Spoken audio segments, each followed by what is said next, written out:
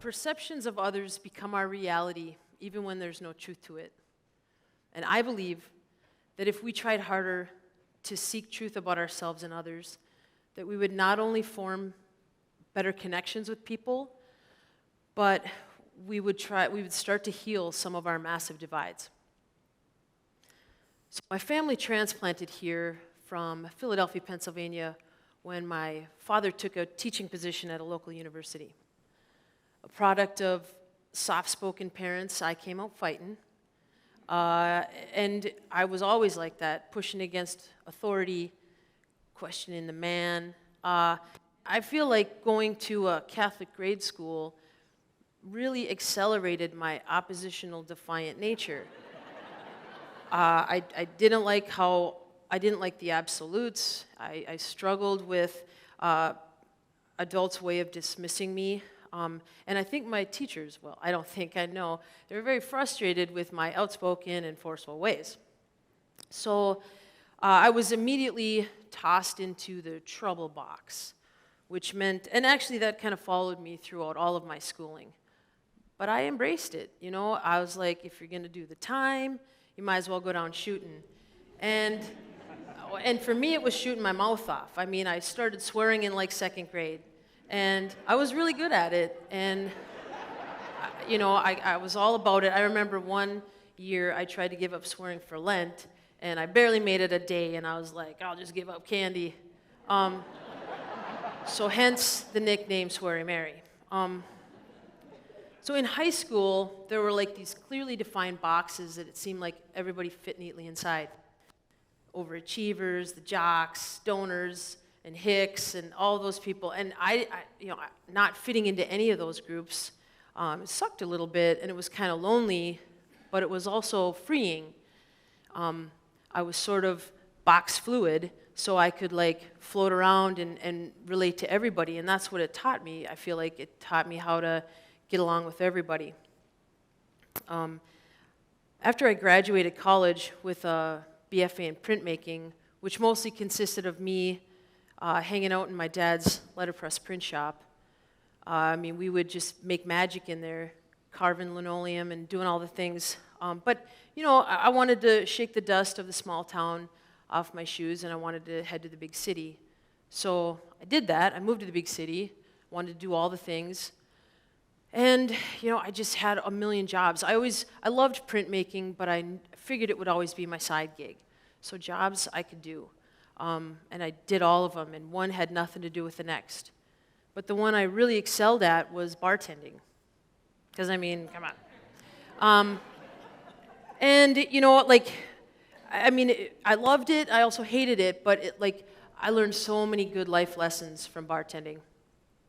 I worked a long time at this dive bar called The Ideal, and next door was an even shadier dive bar called The Anchor. And I mean, I never set foot in there because it had like a super harsh reputation, but you know, I mean, whatever. So there was this one time I was bartending, and this like, you know, professional gentleman came in, and you know, he's all has a suit and tie and attaché, whatever. And I'm like, this seems like a good guy, until I cut him off a couple hours later. And I watched this grown man like just unravel. Is freaking out and yelling at me and threatening me, and kind of for the first time in a while, I was like really scared, and I'm like super good at faking it, so I'm like, dude, I'm calling the cops, but I didn't have time for that, so I just called the bartender next door, and before I even hung the phone up, you know, this giant tattooed ex-con like throws open the door, grabs this guy by the scruff of his neck, and tossed him out, you know? I mean, that was my hero. And it was like, whoa, you know, my perception of these two dudes could not have possibly been more wrong. And I think for the first time, I was like, what other stories do I tell myself about people? And more importantly, what stories are people telling themselves about me? So there's that. So then in 2003, my dad passed away suddenly. And I was compelled to move home, back to small town Minnesota. And I mean, I loved my dad, and I loved the print shop, but I didn't really see this as my life's path. So I'm in my late 20s and moving back to Podunk, Minnesota to start a business which I knew nothing about, while all my friends were kind of digging into careers and getting married and having kids. So that was a little hard. But there I am in a print shop with no adults around, and I'm like, I'm going to print swears on cards. And, I mean, it was, like, awesome, and people liked it. I was stoked. The cards really took off.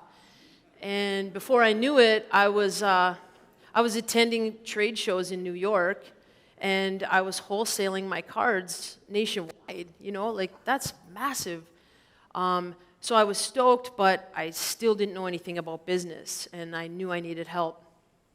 So I happened upon this like entrepreneurial group of women that asked me to join their group. I'm like, yeah, this is sweet. This is exactly what I need. So I remember going to that first meeting, and I'm like cruising into an affluent part of town, walking into a McMansion with all those live, laugh, love quotes on the wall. And all that stuff started again. I'm like, oh man, these are not my people. I don't think I belong here, and they will most certainly be judging me. And so then, like, I meet them, and it was even more so obvious, all our differences. They were like actual professionals, married with kids and all this stuff, and they were talking a lot about their religious faith, which for me is like a shutdown trigger, and I'm like just trying to figure out how I can get out of here. Well, I actually did make it like 3 meetings, and I started to hear stuff that kind of resonated with me, and I do want to be, I want accountability, and I do want to be a better person and a better business person, and I think I started to reckon with my judgments, like, this isn't the whole story, and this isn't fair, and if I leave, I'm quite possibly going to miss a real opportunity. So I stayed, and actually a lot of those gals are some of my best friends, and they had to get over my whole bit, and so it was beautiful. A couple years later, involving that same group, I was asked to speak at a Women in Business conference, and I was about to take the stage, and I was terrified, like I am now, and one of the organizers grabbed me, and she was like, hey, don't swear. And I was like,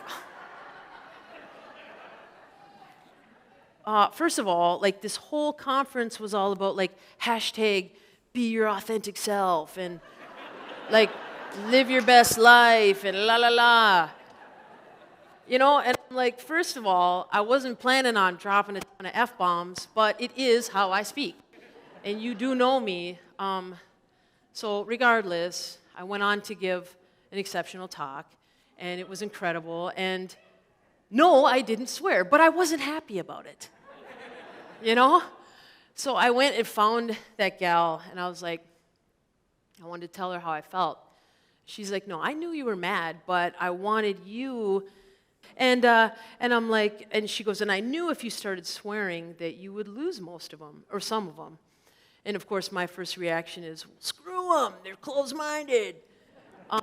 But then it sort of dawned on me, oh wait, I think I do that.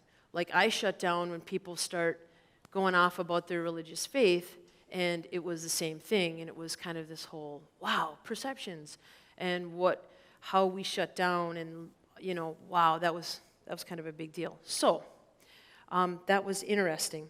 So then after that, and the thing with swearing with me is that I always feel like I have to defend it,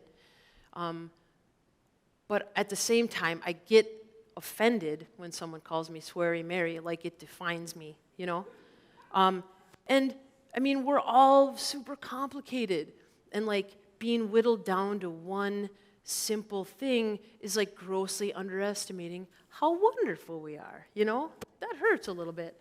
And so that's a whole thing. But the whole thing is that after, like, living here and running a business for 10 years, a letterpress business, which is already weird. Nobody knows what that means. And then sort of being this unconventional sort of soul out in the middle of St. Joe, I am acutely aware of what it feels like to be judged and to be mislabeled and misunderstood. And I think that, and it's something that I'm acutely aware of, and I think that a lot of times people think they know me based on my perception. Pictures like that, that's a cool picture. But, I don't really have those tattoos. But so, getting to, back to like the fiber of that, like that it's been a whole thing. And I think that I'm trying to, rewrite that and try to get back to connecting with people. Because even when people think they know me, it seems like not a lot of them really want to get to the real story, which there's a big story behind all of that, So, I have judged, and I've been judged, and it's not only pointless and unproductive, but it really gets us nowhere, no closer to connecting with people. And I feel like it actually kind of, we've sort of really radicalized how we perceive people, and it's sort of dangerous. I think it sort of gets us caught in our own echo chambers, and I'm over all that, and I really just kind of want to challenge everybody, all of us, to sort of think about the assumptions we make about people and the judgments and perceptions before we give someone a chance, to try to think about getting to the root of issues, before talking crap, and to really go to the source before bonding over gossip and things like that. And, I believe that like perception is easy, but truth takes some work, and we got a lot of work to do. So, speaking of work, I got to get back at it. But if you want to talk, you know where to find me. I'll be printing in the shop.